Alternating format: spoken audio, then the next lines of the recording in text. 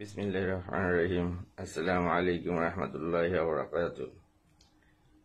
প্রিয় সকল আওয়ামী লীগের নেতা কর্মী, সিনিয়র থেকে শুরু করে তৃণমূলের প্রতিটি নেতা কর্মীদেরকে বলি, যদি সমন্বয়কারীরা রাজপথে থেকে আন্দোলনের মাধ্যমে জননেত্রী শেখ হাসিনা মাননীয় প্রধানমন্ত্রীকে তারা 5ই আগস্টে তাকে সুকৌশলে পালিয়ে যেতে বাধ্য করে, তাহলে তাদের আন্দোলন যদি রাজপথে এতটা প্রখর আকার রূপ ধারণ করেছিল বিএনপি, জামাত ইসলাম সবাই মিলে জন্য।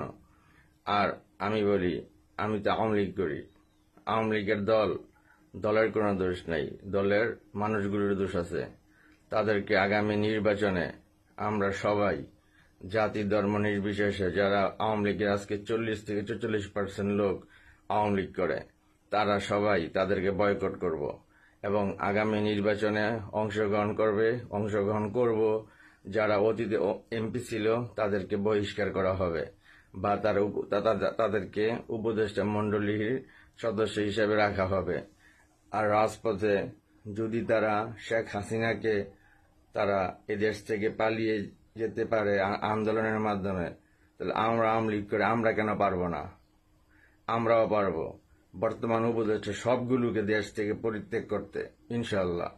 আমরা যদি 40-40% আওয়ামী লীগ, যুবলীগ, ছাত্রলীগ সকল প্রকার সংগঠন একসাথে এক হয়ে রাজপথে নেমে আসি, ইনশাআল্লাহ 2 দিন না 1 দিন 24 ঘন্টায় ডক্টর ইউনূস, সুদখোর উপদেষ্টারা তারা পদত্যাগ করতে বাধ্য হবে।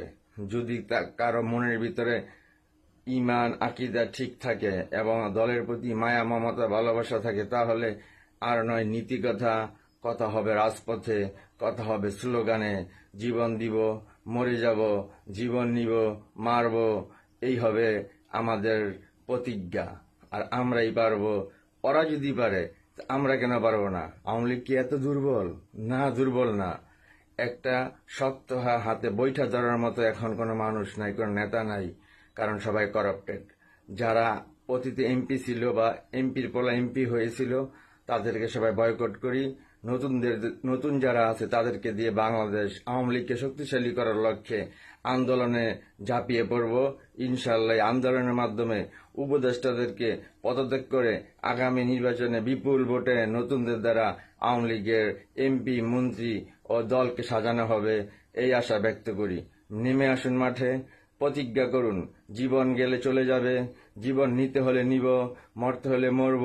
তারপর রাজপথ থেকে তাদের পদত্যাগ না করে ইনশাআল্লাহ ঘরে ফিরব না। এই হোক আমার প্রত্যাশা, এই হোক আশা, এই হোক স্লোগান, এটাই চাই। জয় বাংলা, জয় বঙ্গবন্ধু, জয় হোক বাংলার তাওহীদি জনতার, ইনশাআল্লাহ।